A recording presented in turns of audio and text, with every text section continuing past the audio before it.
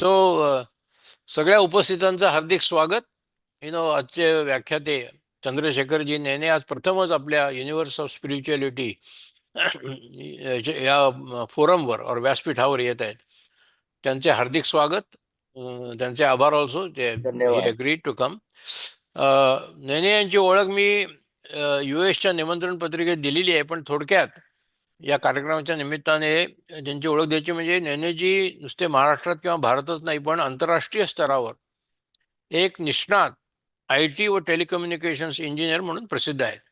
या दोन्ही क्षेत्रात त्यांनी भारतातील विख्यात कंपन्यांची व्हाईस प्रेसिडेंट किंवा चीफ इन्फॉर्मेशन ऑफिसर म्हणून काम केले आहे. त्यामध्ये ग्लॅक्सो आहे, CMC आहे, सीता आहे, बिर्ला, AT&T, ह्यूज टेलिकॉम, नंतर केनिया आणि याच्यामध्ये केनिया एअरलाइन्स, सहारा, अशा अनेक किंगफिशर अँड वगैरे एअरवेजमध्ये त्यांनी काम केलेलं आहे. त्यांच्या प्रदीर्घ व्यवसायात भारतात प्रथमच त्यांनी अनेक इनोव्हेशन्स, टेक्नॉलॉजिकल इनोव्हेशन्स निर्माण केली अगदी सुरुवातीला. म्हणजे प्रीपेड मोबाईल कार्ड आता ते कॉमन झालंय, पण 1996 मध्ये ते हिंदुस्थानामध्ये प्रथम होतं. आणि e ticket for air travel, mobile check in services at Kingfisher Airlines, नंतर similar mobile check in services for Kuwait based Wataniya Airways. तो या अनेक टेक्नॉलॉजिकल याच्यामध्ये त्यांचं व्हेरी स्किल्ड पार्टिसिपेशन असतं. आणि ते त्यांची स्वतःची कन्सल्टिंग कंपनी आहे आणि त्या कन्सल्टिंग कंपनीतर्फे ते काम करतात.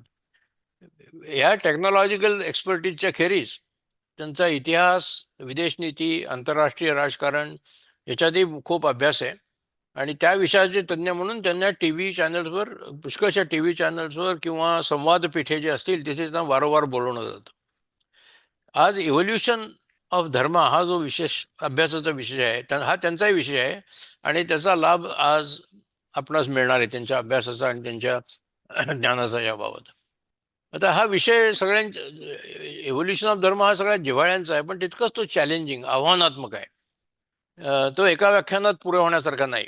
त्यासाठी युनिव्हर्स ऑफ स्पिरिच्युअलिटीतर्फे याच विषयावर श्री नेने यांचे आणखीन 2-3 किंवा अधिकही व्याख्याने करायचा विचार आहे. बघूया ते कसं काय हा विषय डेव्हलप होतो, तुम्हाला कळवत जाऊ. आता इव्होल्युशन ऑफ धर्म हा होमोसेबियस पासून सुरू होतो, आमच्या निमंत्रणात म्हणल्याप्रमाणे. या अतिपूर्व मानवांचे वैयक्तिक व समाज जीवन हे कसे असावे याचे काही नियम होते. आणि तो धर्म म्हणून ओळखला जात नव्हता, पण social norms, rituals, spiritual beliefs वगैरे, आणि त्यातले काही नवीन या धर्मामध्ये, आपल्या नवीन धर्मामध्ये आले आहेत. आणि या होमोसेपियनच्या नंतर अनेक धर्म आले, तुम्हाला सगळ्यांना माहितीच आहे. सनातन धर्म म्हणजे इसवी सनापूर्व जवळजवळ 2500 वर्ष त्याचं सुरुवात आहे असं सांगतात. मला वाटतं त्याच्यापेक्षा आधी असावं. Judaism 2085 before Christ. Zoroastrian 1500 before Christ, 1500 वर्ष बिफोर क्राइस्ट. कॉन्फ्युशिएशन 600 वर्ष बिफोर क्राइस्ट. नंतर बुद्धिझम आला 560 वर्ष बिफोर क्राइस्ट. ख्रिश्चॅनिटी जे अराउंड ख्रिस्ता लाईफ म्हणजे जवळ 30 years after Jesus Christ. Islam relatively recent, 613 AD after Christ. Jainism also around 600 years after Christ. Then Pythagoreanism 570 वर्ष. आणि सिखिझम पण आलाय, तो is a sect of Hinduism. जर आपण या सगळ्या धर्मामधले काय कॉमन थीम्स आहेत आणि कॉमन थीम्स काय नाहीत, यावर्षी आपण याविषयी पुढच्या लेक्चर्समधनं बराचसा रेफरन्स येईल. सनातन धर्म of course is the oldest. Hindu धर्म त्याचं नाव नंतर आलं, पण आणि सनातन Dharma is steel evolving. It is evolving. म्हणजे आपण वैदिक पिरियड झाला, उपनिषद पिरियड झाला, क्लासिकल हिंदुइझम झाला ॲज कोडिफाईड बाय मनुस्मृती. नंतर बुद्धिझम आणि जैनिझम याचाही परिणाम झाला हिंदू धर्मावर. नंतर मिडायवल आणि भक्ती मुवमेंट झाली. नंतर मॉडर्न इंटरप्रिटेशन झाली. तर आता सध्या आपण हिंदुत्वाची बात करतोय, तर हिंदुत्वाचा काय मेसेज आहे? तर हे सगळी इव्होल्युशन, हा सगळा विषय या आपल्या व्याख्यानातनं आपण कव्हर करायचा प्रयत्न करणार आहोत. आता धर्म आपण म्हणतो हा फक्त हिंदू धर्म म्हणतात, बाकीचे रिलिजन्स आहेत. धर्म म्हणजे द वे वी बिहेव आणि त्याच्या व्हॅल्यूज आहेत. आणि it it it has remain dynamic. It is it is adaptable to change. We have seen that. आणि याच्यामध्ये there are changing religions, social philosophical landscape of Indian सिव्हिलायझेशनच्यात reflect झालेले आहेत. So eventually we will come to Sanatan Dharma and say how it continues to inspire, how Sanatan Dharma continues to inspire and to individuals and their quest for righteousness and meaning for life, and how Sanatan Dharma has a potential to become Vishwa Dharma. विश्वगुरु आपले मोदी साहेब म्हणतातच की Sanatan Dharma is Vishwadharma. So we can later talk about it. आणि या विश्वधर्माची universal principles आहेत, म्हणजे धर्म, सत्य, अहिंसा, अस्तेय, ब्रह्मचर्य, दया, तपस, संतोष, शौच आणि अपरिग्रह. डिटेल्समध्ये जायची जरूर नाही, परंतु या सर्व व्यापक विषयाचा शोध घ्यायचा प्रयत्न आपले चंद्रशेखर नेने करणार आहेत. सो नेने साहेब, with this brief introduction, floor is yours. So request you to begin. Yeah, thank you. धन्यवाद रमेशजी. मला या व्यासपीठावर बोलवल्याबद्दल आपले सर्वात प्रथम धन्यवाद. आणि हा विषय थोडा क्लिष्ट आणि कॉम्प्लेक्स आहे, मला माहिती आहे. माझी नॉर्मल व्हिडिओ जे असतात ते करंट अफेअर्स वरती जास्त असतात, इतिहास थोडा आणि करंट अफेअर्स. हा अगदीच निराळा विषय आहे, परंतु आपण एवढी लोक ह्या विषयाला ऐकण्यासाठी आलायत याचा मला आनंद वाटला. कारण खूप ठिकाणी या विषयाबद्दल आवड असते, पण तेवढी आवड नसते की एक तासभर त्या विषयाचं भाषण ऐकायला आवडेल. मला आज जे सुरू करायचं आहे ते सरांनी सांगितलं त्याप्रमाणे एक सिरीज ऑफ लेक्चर्स आपण पुढे प्लॅन करूया. परंतु आत्ताचं जे भाषण आहे ते धर्म प्युअरली रॅशनल माइंडनी कसा करता येईल. मी थोडं इंग्रजी आणि मराठी मिक्स बोलणार आहे, चालणार आहे ना? शुद्ध मराठी मला बोलता येतं, पण ते मग जरा फार जास्त क्लिष्ट व्हायला लागतं. हल्ली लोकांना कमी शुद्ध मराठीची सवय आहे. तर we will go in a mix fashion. तर बेसिकली धर्म हा काय, धर्माचा अर्थ आपण बघितला तर संस्कृतमध्ये धारयती इति धर्म हा, म्हणजे जो धारण करतो तो धर्म. धारण करणं याचा अर्थ जो सस्टेन करतो, जो चालू ठेवतो, जो प्रगतीला कारक होतो तो धर्म. कशाची प्रगती? तर समाजाची प्रगती. आता कसं असतं की समाज आणि धर्म आपण म्हटलं तर समाज हा मनुष्यांनी बनलेला आहे, मानवी समाज असतो. धर्म जरी आपण म्हटलं म्हणजे आपल्या हिंदू धर्मामध्ये तर कलियुग हे आत्ताच आलेलं आहे, त्याच्या आधी 3 युग आली आहेत, म्हणजे हजारो वर्षापूर्वीपासून धर्म आहे असं आपल्या हिंदू धर्माची समजूत आहे. त्यात काही चूक आहे असं मला म्हणायचं नाही. परंतु मानव हा किती वर्ष आहे, तर जास्तीत जास्त 2 लाख वर्ष मानव या पृथ्वीवरती आहे.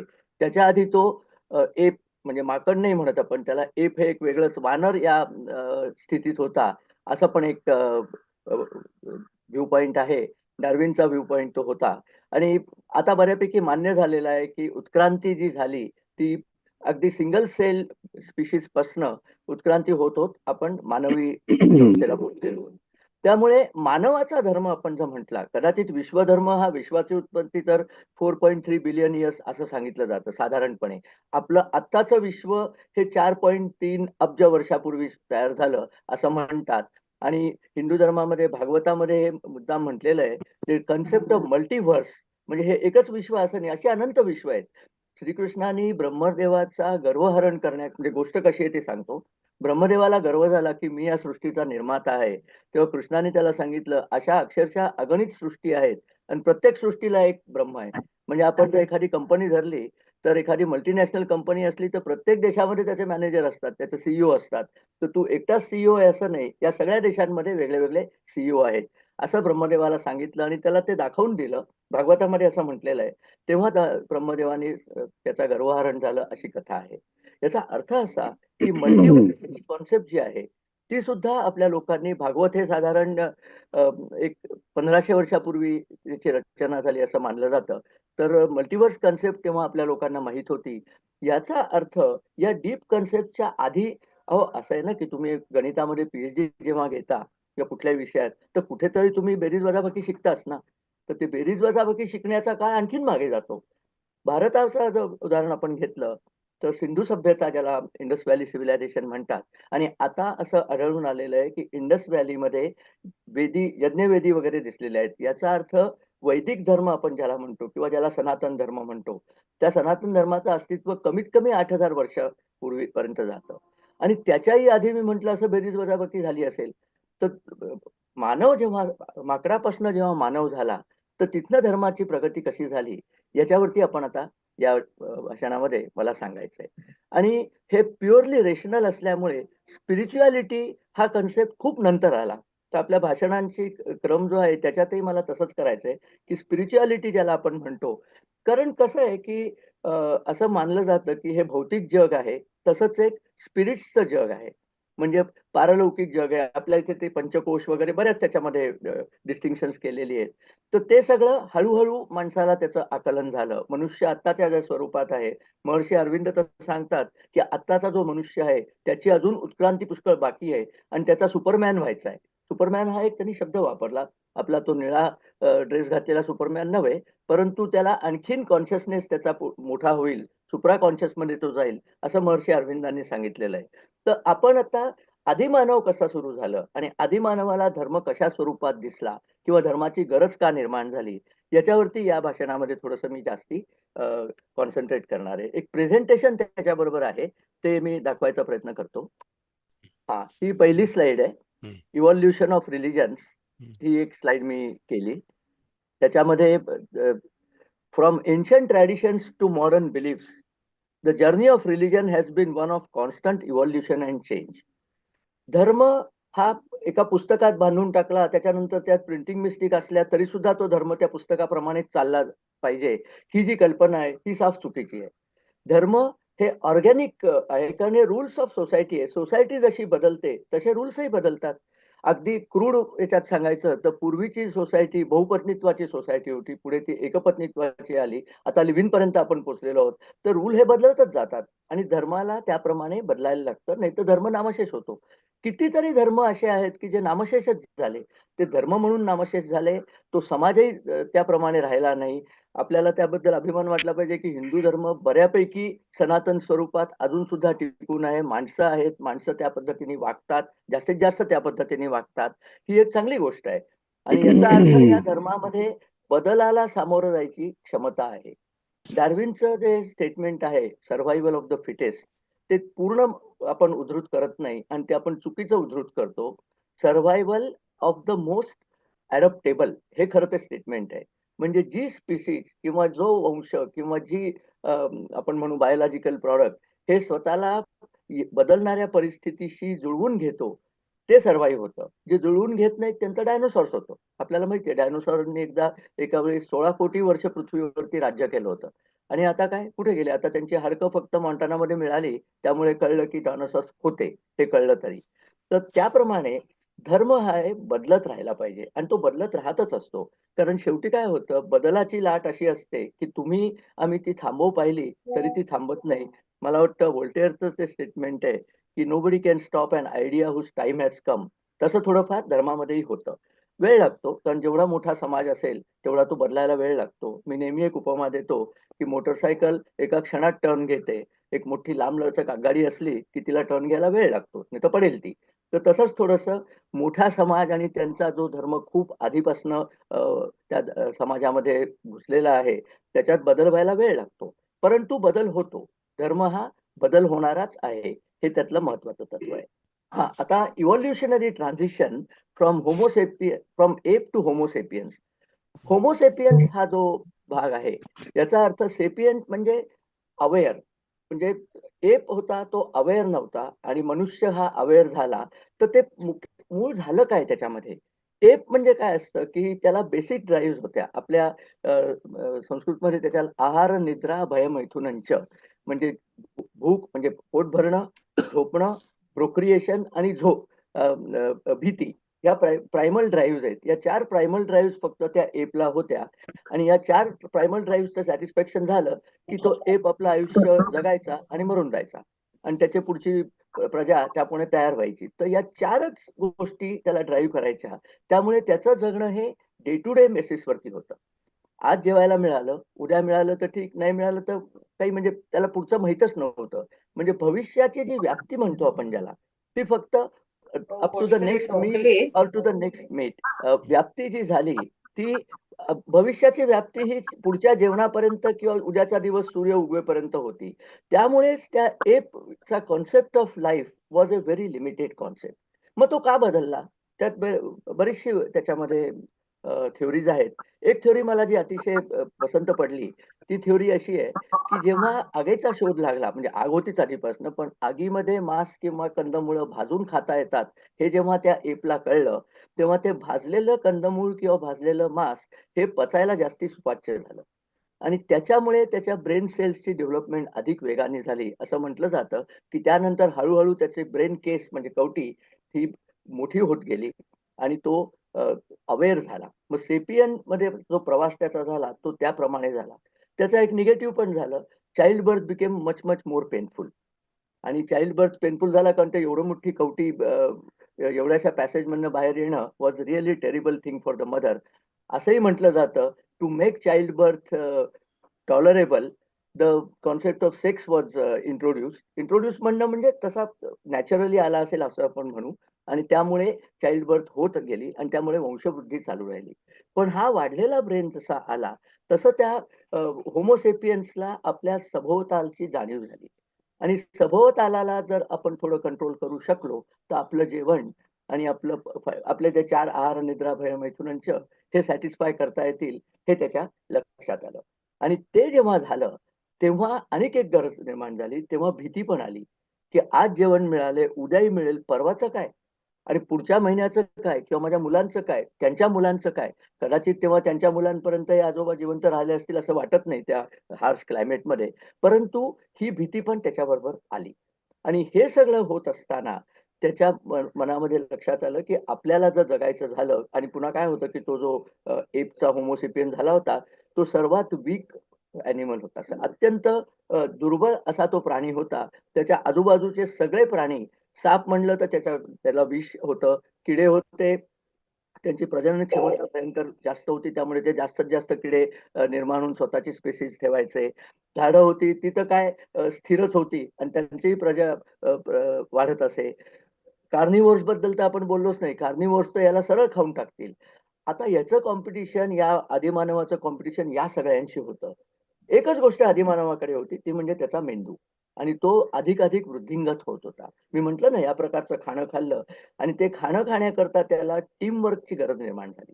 टीमवर्कची जेव्हा गरज निर्माण झाली, तिथे खरा धर्माचा उदय झाला, असं आपण म्हणू शकतो. म्हणजे म्हटलं असं, धर्म कदाचित आधीपासून असेल, पण कसं असतं, की आपल्याकडे मोठं मॅथेमॅटिक्सचं पुस्तक असतं. पण ते ज्याला शिकवायचं त्याला इंग्लिश तर आलं पाहिजे, तर त्याला आपण शिकवावं. तर त्याप्रमाणे या धर्माचा वापर कसा करायचा, त्याची गरज का निर्माण झाली, तर या 4 ड्राइव्हज सॅटिस्फाय करण्याकरता आपल्याला काहीतरी मदत लागेल. एक त्यातली मदत म्हणजे टीमवर्क.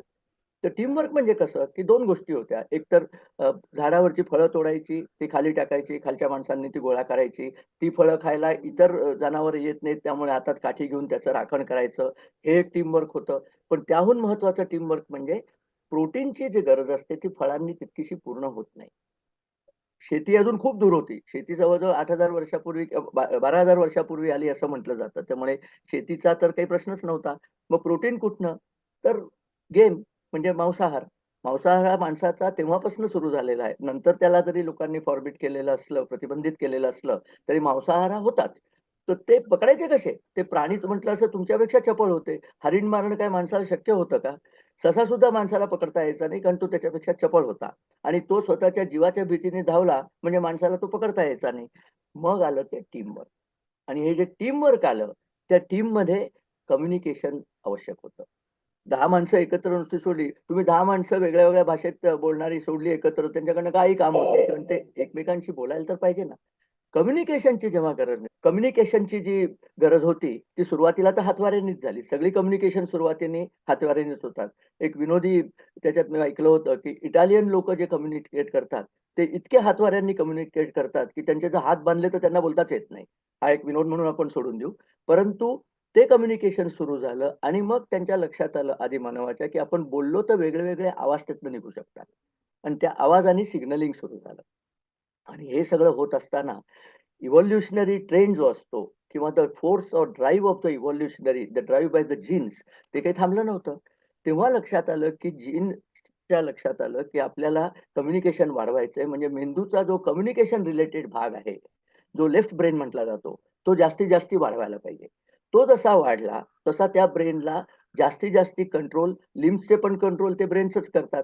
त्यामुळे राईट हँडेड लोकांची, कारण left handed brain controls right hand, तर राईट हँडेड लोकांची पॉप्युलेशन त्यामुळे जास्त वाढली, कारण त्यांना त्यांचा ब्रेन वाढत गेला, त्यांना कम्युनिकेट करता यायला लागलं आणि एक टीम तयार झाली. आणि प्राण्यांना हे करता येत नव्हतं. हे थोडंसं अर्धसत्य आहे, कारण आता असं ऑब्झर्व्ह पण झालंय की चिंपॅन्झीज ऍक्च्युअली नीड प्रोटीन समटाईम्स. त्यामुळे चिंपॅन्झींच्या टोळ्या शिकारीला निघतात आणि त्या शिकार कोणाची करतात? त्या इतर वानरांची शिकार करतात. तिथे जे कोलोबस वगैरे जी वेगवेगळी वानरं आहेत आणि ती कशी करतात त्याचं व्हिडिओ फिल्मिंग पण झालेलं आहे. ते टीमवर्कच असतं. पण लक्षात ठेवा, टीमवर्क जेव्हा तुम्ही करता, तेव्हा तुम्हाला एक नेतृत्व लागतं. नेतृत्व कल्पना जी आहे, ज्याला लीडरशिप कन्सेप्ट आपण म्हणू, ते टीमवर्कला अत्यंत आवश्यक आहे. सगळ्यांनीच आपल्या मनाचं करायचं ठरवलं तर काहीच होत नाही. त्यामुळे लीडर निर्माण झाला. आता परिस्थिती अशी झाली, की एक हियरार्की आपण ज्याला म्हणू, उतरंड एक समाजाची सामाजिक उतरंड तयार झाली. अजून समाजात आपण गेलो नाही. अजून एका टोळीपुरतंच आपण बोलतोय. एक group of people who wanted to survive in the harsh climate and harsh jungles. They needed to be together. They needed to form an efficient team. They needed better communication and they needed to care for each other. And more importantly, they needed to care for the women. म्हणजे स्त्रियांना, त्यांना स्त्रियांची काळजी त्यांना घेणं आवश्यक होतं, कारण जनन हे स्त्रीकडे होतं. आणि मी म्हटलं तसं डोक्याचा आकार वाढल्यामुळे जनन हे फार जास्तीत जास्ती पेनफुल आणि कठीण होत गेलं, कारण तेव्हा काही ऑब्स्टेट्रिशियन वगैरे कोणीच नव्हते, सगळं नॅचरलीच व्हायचं. ते होत गेलं आणि ते तसं होत असल्यामुळे ती स्त्री त्यावेळेला टीमवर्कमध्ये भाग घेऊ शकत नसे. स्त्रियांनी घरात राहण्याची जी परिस्थिती झाली ती तेव्हापासून सुरू झाली असं मानायला हरकत नाही. कारण तिने घरात राहायचं, यांनी जेवण आणायचं आणि मुलं वाढवायची, आणि मुलं वाढली की ती पण लढाई म्हणण्यापेक्षा शिकारीला एकत्र येतील. आता आता लढाईचा मी विषय काढला. एकच काही ग्रुप नव्हता तिथे. तिथे अनेक ग्रुप होते. जेव्हा रिसोर्सेस कमी पडतात, तेव्हा ग्रुप्स एकमेकांमध्ये भांडतात. हे अगदी त्या माल्थसच्या एक्सपेरिमेंटमध्ये पण दिसून आलेलं आहे, की रिसोर्स कमी केले, की समाजामध्ये फूट पडते. कोणाला तरी आपल्या ताटात जास्ती तूप ओढून घ्यायचं असतं, त्यामुळे तो इतरांशी भांडतो आणि हे भांडणं सुरू झालं. ही लढाई सुरू झाली. मग माझा जो छोटासा ग्रुप आहे, तो जिंकला पाहिजे, तर त्याच्याकरता काय करता येईल? तर 2 उपाय असतात. एक उपाय असा, की मी जास्ती चांगलं प्लॅनिंग करू शकतो. मी काही शस्त्र चांगलं एक एक काठी नुसती घेणार नाही. त्या काठीला टोक काढीन, कारण तोपर्यंत स्टोन टूल्स ज्याला म्हणतात, अश्मयुगीन हत्यारांचा शोध लागलेला होता मानवाला. टोक काढीन त्याला आणि मी टीम जसं सिंहाला जसं हरणाला पकडतो, तसं मी शत्रू सैन्याला सुद्धा पकडू शकेन. शत्रूच्या नेतृत्वाला पकडू शकेन. हा सगळा प्रकार सुरू झाला. पण एक आणखीन गोष्ट झाली. कदाचित असं झालं असेल, आता इथे योगायोगाचा थोडासा भाग येतो, की एखादा टोळीवाला त्याने डोक्यावर एक टोपी घातली असेल आणि त्यावेळेला त्याला विजय मिळाला असेल. तर त्याच्या मनात असं झालं असेल, की या टोपीमुळे विजय मिळाला. हे जे ही जी कन्सेप्ट आहे, आणि ही कन्सेप्ट तेव्हाच नाही हं. सुनील गावस्करला पहिलं शतक मारलं तेव्हा त्याच्या खिशात काळा रुमाल होता. तो कायम काळा रुमाल खिशात घालून खेळायला जात असे. अशी आख्यायिका आहे. मी काही त्यांना भेटलेलं नाहीये. परंतु माणसाला, तेव्हाच्या आदिमानवाला अशा काही गोष्टी लक्षात यायला लागल्या, की अमुक एक गोष्ट केली की विजय मिळतो.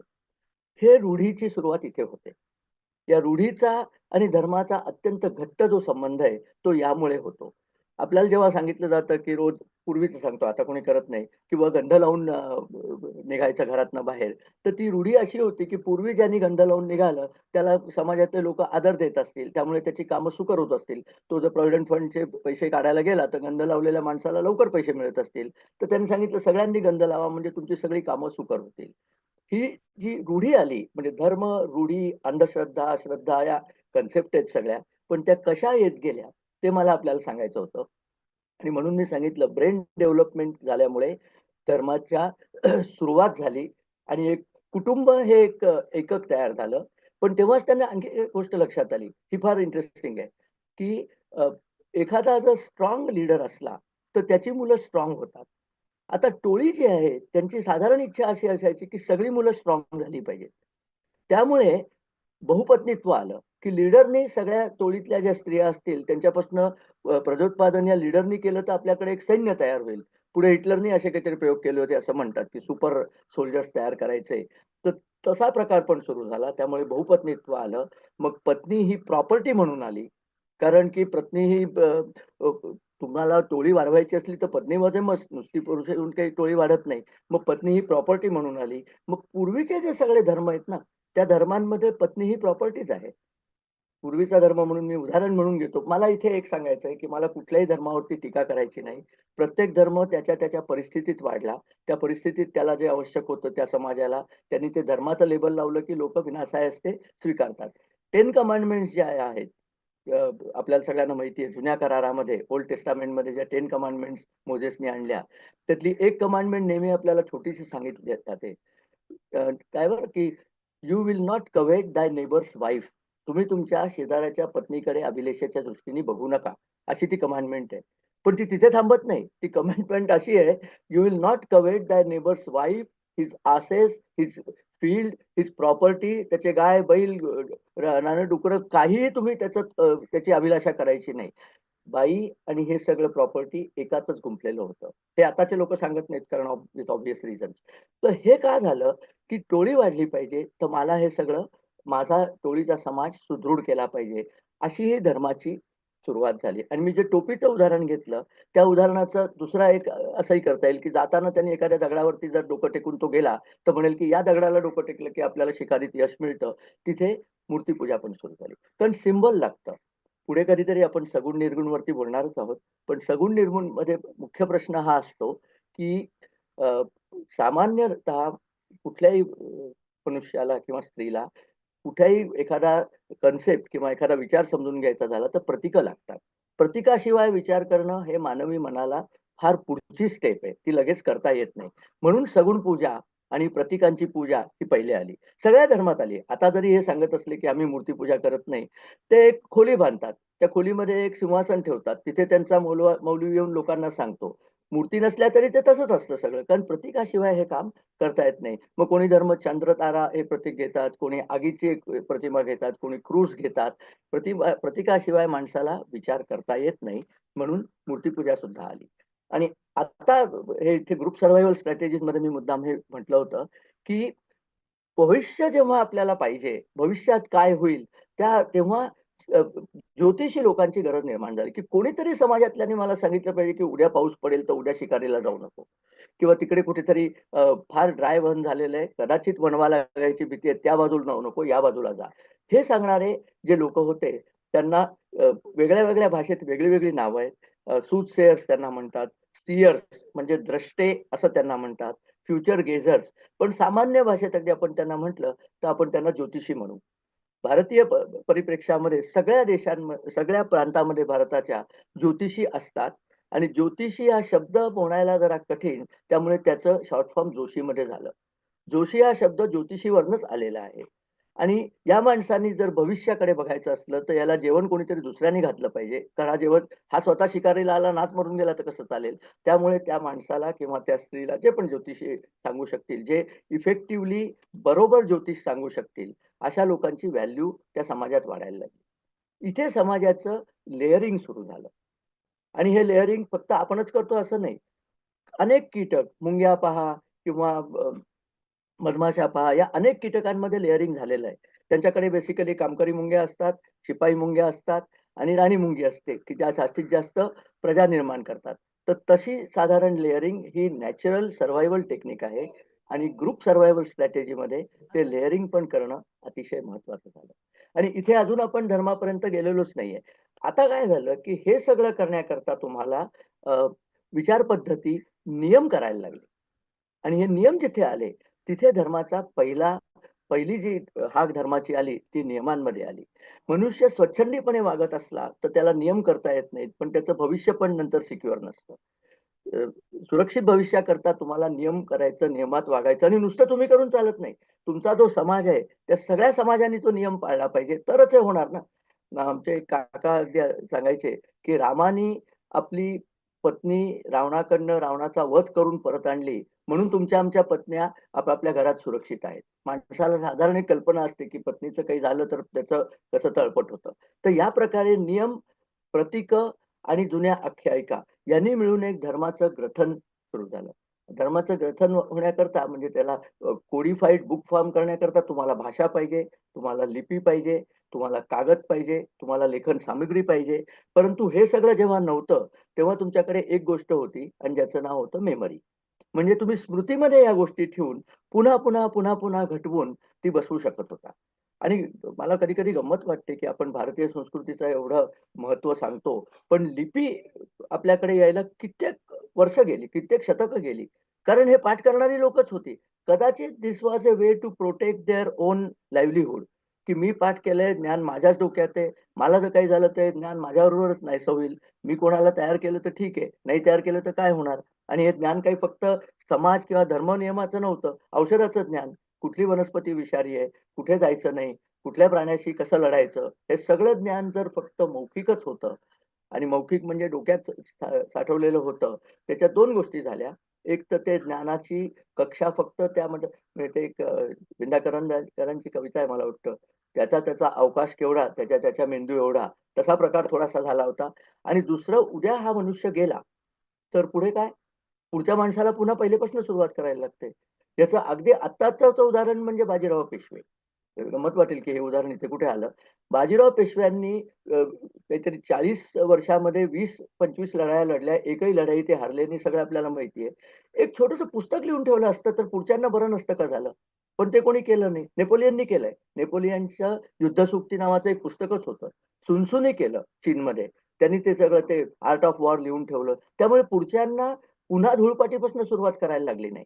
असो, पण आपल्या संस्कृतीमध्ये मौखिकचं जास्ती परंपरेचं महत्त्व होतं. त्यामुळे धर्म हळू-हळू असा बिल्ड होत गेला. धर्मामधले रूल्स एंड रेग्युलेशन्स यायला लागले. ते रूल्स एंड रेग्युलेशन्सचं पहिलं रिटन डॉक्युमेंट जर आपण पाहिलं, तर सिंधू संस्कृतीच्या लिपीमध्ये ते असणारच, पण ती अजून आपल्याला उलगडलेली नाहीये. पण इराकमध्ये हम्मुराबी नावाचा जो राजा होता 2600 वर्षापूर्वी, इसवी सनापूर्वी नाही, टोटल 2600 वर्षापूर्वी मला वाटतं. त्यांनी जो एक दगड करून ठेवलाय, तो ब्रिटिश म्युझियममध्ये अजूनही आहे. कोड ऑफ हम्मुराबी म्हणतात. त्याच्यावरती तो सगळा रिटर्न ते कायदेच आहेत फक्त. समाजाने कसं वागायचं त्याचे ते कायदे आहेत.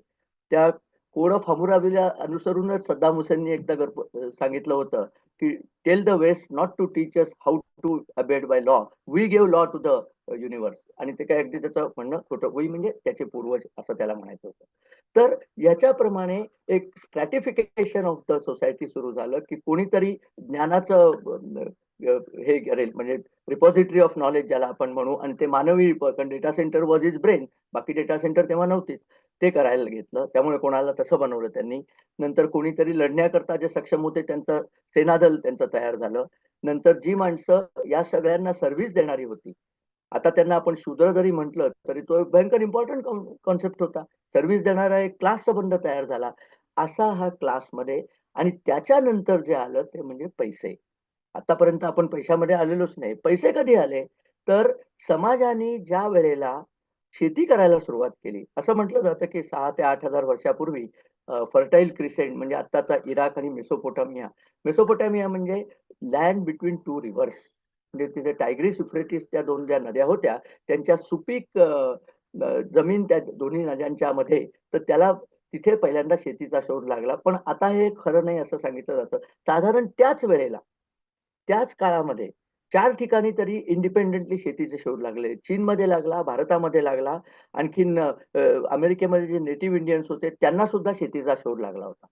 शेतीचा शोध लागल्यानंतर सगळ्या समाजामध्ये एक मोठं परिवर्तन झालं. हंटर गॅदरर म्हणजे जे भटके लोकं असतात, त्या भटक्यांपासून जेव्हा समाज स्थिर अवस्थेत आला, तेव्हा खूप गोष्टी बदलल्या. पहिली गोष्ट जी बदलली, ती समाजाची लोकसंख्या वाढू शकली. तुम्ही म्हणाल याचा काय संबंध? याचा संबंध असा आहे, की भटके जेव्हा लोकं असायचे, तेव्हा ते जे पोर असायचं नवजात शिशु, ते आई त्याला प्यायला घ्यायची आणि जोपर्यंत आई त्याला प्यायला घेत असेल, तेव्हा आईचा भटकण्यामधला सहभाग कमी असायचा आणि नुसतं तेवढं नाही, जोपर्यंत ते पोर आईच्या अंगावर पीत असेल, तोपर्यंत दुसरं कन्सेप्शनच व्हायचं नाही. त्यामुळे टोळीची संख्या कमी असायची. संख्या कमी होती आणि दुसरं म्हणजे साठवणूक काहीच नव्हती. 4-5 दगडी हत्यारं ठेवली, तर साठवणुकीला काही नाही. एखाद्या प्राण्याचं कातडं थंडीकरता, हे करायकरता टोप्या जसं तुम्हाला म्हटलं, तीर-कामठा. बाकी काय? काही नाही. साठवणूक नसली, की होर्डिंग नाही. होर्डिंग नसली, की वैश्य समाज नाही. मला त्या तिसऱ्या समाजाकडे यायचं होतं म्हणून मी हे उदाहरण दिलं. वैश्य समाज कधी आला? शेती करायला सुरुवात केली आणि एक मनुष्य टोळी जेव्हा होती हंटर गॅदरर मध्ये, प्रत्येक member of the society had to contribute. कारण त्यांनी जर कॉन्ट्रीब्युट केलं नाही, तर त्याला खायला कोण घालणार? टोळी काही सगळ्या त्यांना फुकट रोज देणार नाही. एक शिकार मारली, पुढच्या शिकारीला तू धावत आला नाहीस, तर तू बस घरी, तुला देणार नाही. अशी परिस्थिती होऊन गेली. तर त्यामुळे जेव्हा धान्य पेरलं, की एक धान्य पेरून त्याची 100 धान्य जेव्हा यायला लागली, 100 दाणे यायला लागले, तेव्हा जनरेशन ऑफ वेल्थ सुरू झाली. आणि जनरेशन ऑफ वेल्थचे 2 परिणाम झाले. एक तर भटकेपणा संपला. त्यामुळे ती स्त्री दरवर्षी एक पोर जन्माला घालू शकायची. कारण तो हेच संपला ना. तिच्यावरचं जे ज्याला म्हणून बंधन होतं, धावत जायचं, ते धावत जाणं थांबलं तिचं. ती होम बाउंड झाली आणि समाज वाढायला लागला. आता हे धान्य स्टोअर करता यायला लागलं. त्यावेळेला नाही म्हटलं तरी 1 किंवा 2 वर्ष तरी स्टोअर करता यायचं. मधासारखी गोष्ट, कारण तेव्हा शुगर ज्याला आपण म्हणतो, त्याला त्या देशांमध्ये तर ऊसच नव्हता. त्यामुळे त्यांना हे म्हणजे मी मेसोपोटेमिया आणि तिथला भाग सांगतोय. तिथे ऊस तेव्हा नव्हता, नंतर आला ऊस. तर तो नव्हता. तर हनी म्हणजे मध ही एकच गोष्ट होती. मध फक्त स्टोअर होऊ शकतो. असं म्हटलं जातं, की पिरॅमिडच्या त्या इजिप्तमधल्या ज्या फॅरोहांच्या थडगी आहेत, तिथे त्यांना जे मधाचे उभं ठेवले होते, ते अजून सुद्धा खाता येतात. कोणी खाऊन पाहिले मला माहीत नाही, पण त्यांनी एनालिसिस केलंय. तर मध हा स्टोअर करता येतो. बाकी धान्य काही फार स्टोअर करता येत नाही. मग स्टोअर नाही करता आलं, माझ्याकडे जास्त धान्य झालं, तर ते मी कोणाला तरी दिलं पाहिजे.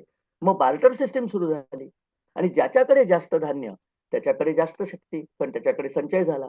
म्हणून पैशाचा उगम झाला. बार्टर सिस्टम मधनं आपण मीडियम ऑफ एक्सचेंजमध्ये आलो. असं म्हटलं जातं, की ख्रिस्तपूर्व 600 मध्ये लिडिया नावाचा जो बेट होतं याच्यामध्ये एगियन सी म्हणजे ग्रीक आणि तुर्कस्तानच्या मधल्या समुद्रामध्ये, तिथे त्या राजाने पहिलं कॉइन काढलं असं मी पाश्चात्य इतिहास सांगतोय. आपल्या इथे कदाचित त्याच्यापासून आधीपासून असेल, कवड्या आधीपासून होत्या. पण काहीतरी मीडियम ऑफ एक्सचेंज आलं. आता हे सगळं होत असताना आणखी एक महत्त्वाची गोष्ट झाली. मगाशी मी तुम्हाला सांगितलं ना, की तो ज्योतिषी होता. त्याला सुद्धा शिकारीला जायलाच लागायचं. फक्त त्याला सांगायचे, की "तू पुढे नको राहू बाबा. तू मेला तर उद्याचं ज्योतिष कोण सांगणार?" म्हणून तो थोडा प्रोटेक्टेड होता. पण एवढं धान्य झालं, एक्सेस वेल्थ ज्याला कम्युनिस्ट लोकं एक्सेस वेल्थ म्हणतात.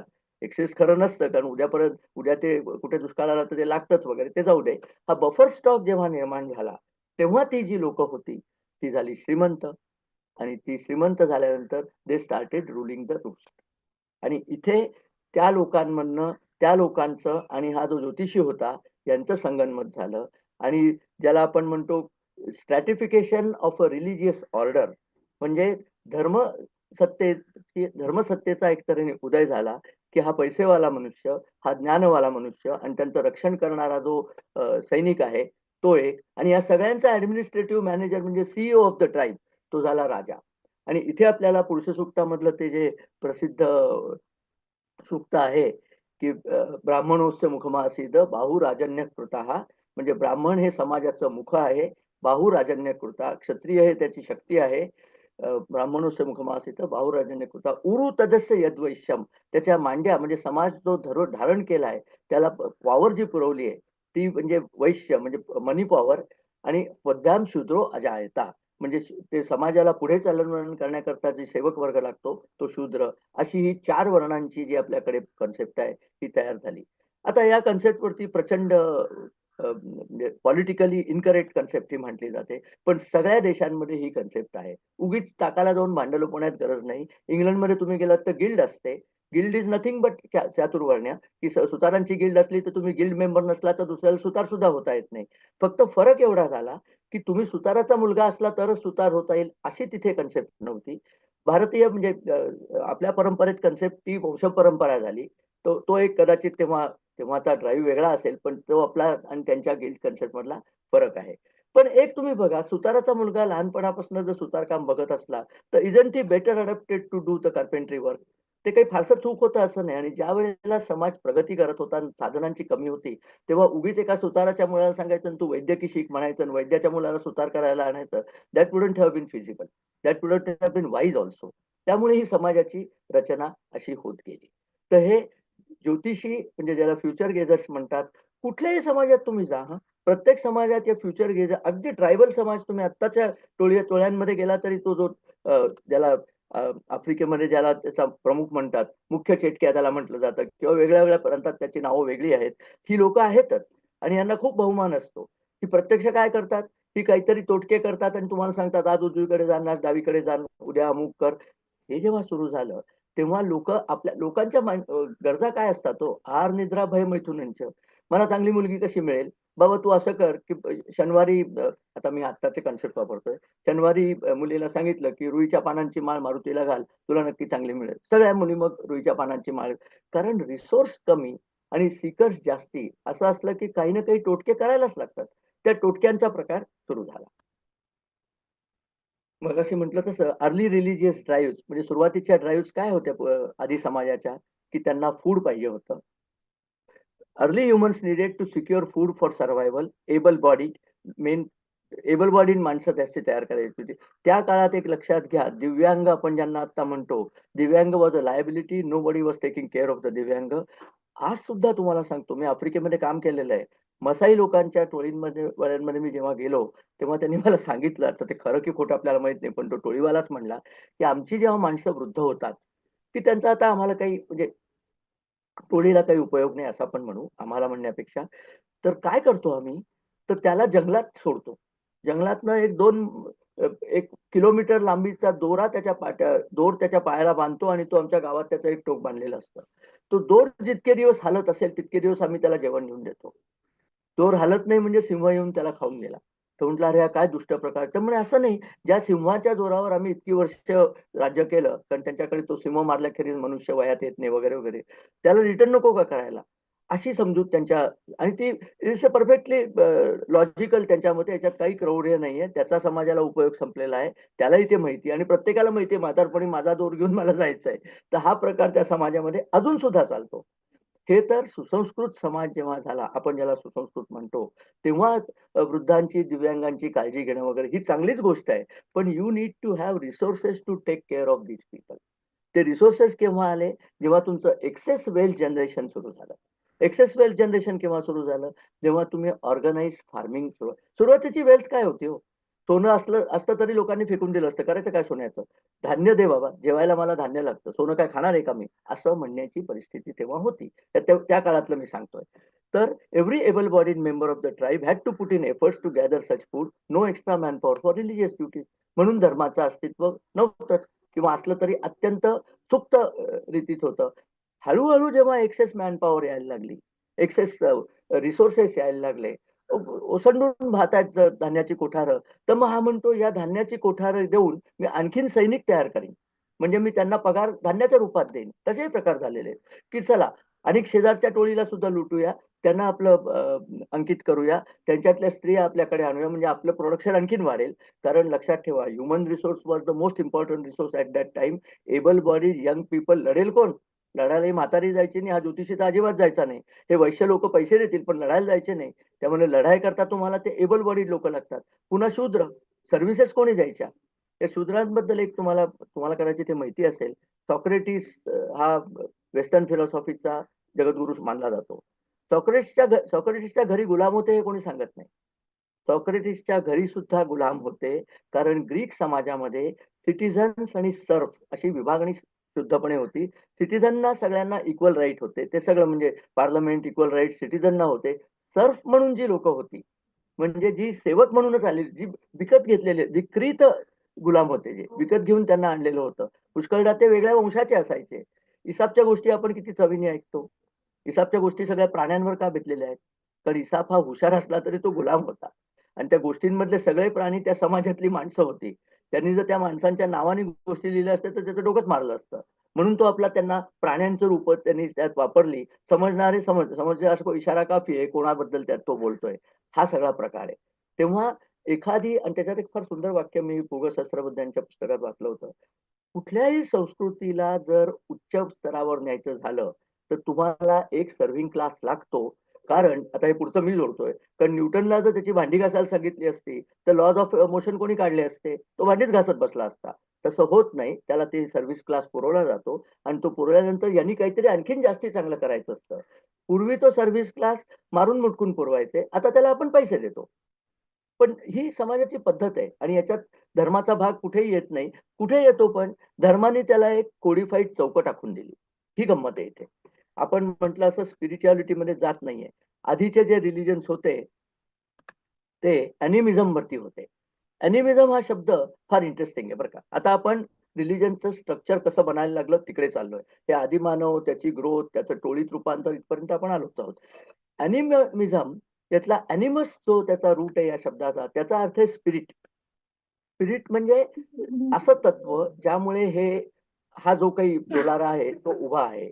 आणि अॅनिमिझमचा अर्थ असा, spirit is not only in humans and animals, it is also in natural phenomena. Animism मध्ये spirit was in natural phenomena. याचं कारण काय झालं? हा जो आदिमानव होता, त्या आदिमानवाला धोके अनेक होते हो. वणवा लागायचा.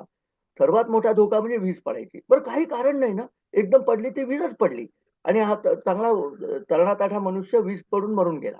किंवा वीज पडल्यामुळे अमुक जंगलात आग लागली, तिथे छान हरणं मिळायची, ती सगळी हरणं जळून खाक झाली. त्यामुळे वीज पडणं हा देवाचा कोप. ही वर्ण पडते म्हणून देव वरती. बाकी देव वरती असण्याला काही दुसरं कारण नव्हतं. पुन्हा मी सांगतोय की मी सद्य धर्माच्या पद्धतीच्या विरोधात जात नाहीये. त्यावेळेला काय घडलं असेल हा माझा तर्क आहे. मी तेव्हा नव्हतो, तुम्ही नव्हता. हा तर्कदुष्ट असला तर आपण त्याला खोडून काढू शकतो. परंतु इनएनिमेट ऑब्जेक्ट्स म्हणजे काही नव्हतीच त्यांना. सॉरी, हे वेगळे. हा, तर वेदांमध्ये, आता आपण वेदांमध्ये येऊ. साधारण मी तुम्हाला म्हटलं 8,000 वर्ष इंडस व्हॅली सिव्हिलायझेशन मोहेंजोदारोचे डेटिंग झालेलं आहे. त्यामुळे त्याला 8,000 वर्ष तिथे यज्ञवेदी सापडले आहेत. मग त्याच्या आधी कमीत कमी 3,000-1,000 वर्ष तरी हे तत्वज्ञान तयार होत असलं पाहिजे. एकदम काही तत्वज्ञान तयार होत नाही. पण तेव्हाचं तत्वज्ञान तयार होण्यामध्ये त्यांचे जे देव आहेत, वेदांमधली सगळी सूक्त, मी बऱ्यापैकी मी अर्थात भाषांतर वाचले, मला तेवढं संस्कृत येत नाही. सगळी सूक्त ही इंद्र, त्यांचा सर्वात देवांचा राजा इंद्र का? Indra is the god of lightning आणि lightning was the direct manifestation of the अँगर ऑफ द गॉड्स. त्यामुळे लाइटनिंग ज्याला म्हणजे वज्र, इंद्र वज्र म्हणजे लाइटनिंग. आणि नुसतं आपण नाही, हा, नॉर्स गॉड्स मध्ये सुद्धा थोर जो आहे, ज्याचे त्या सिनेमे ज्याच्या नावाने बनवले जातात, तो थोर सुद्धा इंद्रच आहे. What he controls? लाइटनिंग.